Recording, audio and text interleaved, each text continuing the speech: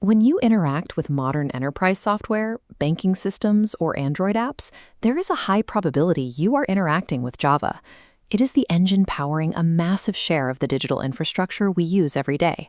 The reason it reached this scale comes down to a core architectural philosophy introduced in the 1990s: write once, run anywhere. This means developers don't have to rewrite their software for different operating systems. You compile a single block of code, and that exact same code executes across Windows, Mac, and Linux environments. Today, we are going to get your system ready to do exactly that. We will take your computer from a blank slate to a fully working cross-platform Java development environment in just a few minutes. Configuring this setup sequence is the critical first hurdle every developer clears to participate in the Java ecosystem. Let's get started.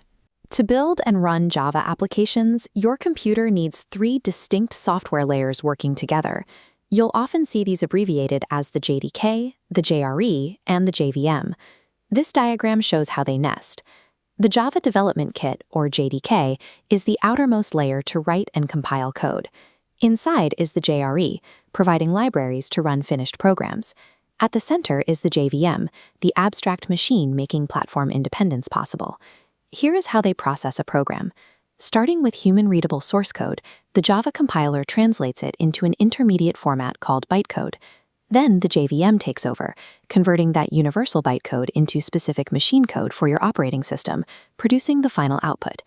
Because the JDK contains the tools necessary for that initial compilation step, you must install the full development kit to write your own programs.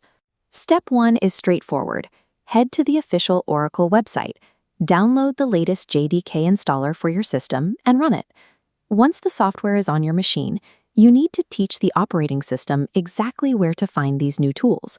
On Windows, you'll open your System Properties and click on Environment Variables. This is where we link the JDK to your system.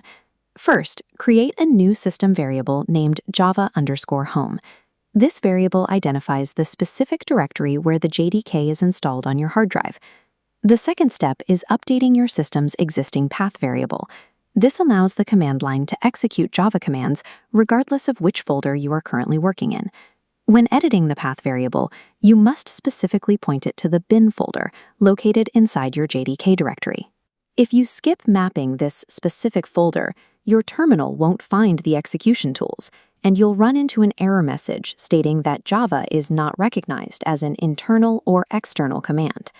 Configuring these environment variables allows the native command line to access the JDK tools directly whenever you need them. With the variable set, we must verify the environment is configured correctly before writing actual code. Open your terminal and type java-version, followed by java-version. Seeing the version numbers output on the screen confirms both the runtime and the compiler are recognized by the system. Now we can move into an integrated development environment, or IDE. This modern workspace makes writing code efficient, with standard options like IntelliJ IDEA, Eclipse, or VS Code. When creating a new project in IntelliJ, ensure your newly installed JDK is selected as the project SDK in the configuration menu. Inside your new project, write your first line, system.out.println, hello, Java. This structure tells the system to print the text inside the quotation marks. Click the Run arrow. Behind the scenes, the IDE instantly tells the compiler to build and the JVM to run it. Seeing Hello Java appear in the console confirms the entire chain, from the compiler to the execution engine, is functioning as intended. In just a few steps, you've unpacked the JVM architecture, configured your system variables, and successfully executed compiled code inside a professional IDE. Your local machine is now a fully capable environment, ready to write once and run anywhere. From here, the immediate next steps in your programming journey will involve learning the mechanics of variables, data types, and operators to actually make this code do meaningful work. Setting up this local environment provides the infrastructure you need to begin building Java applications and exploring the broader world of software development.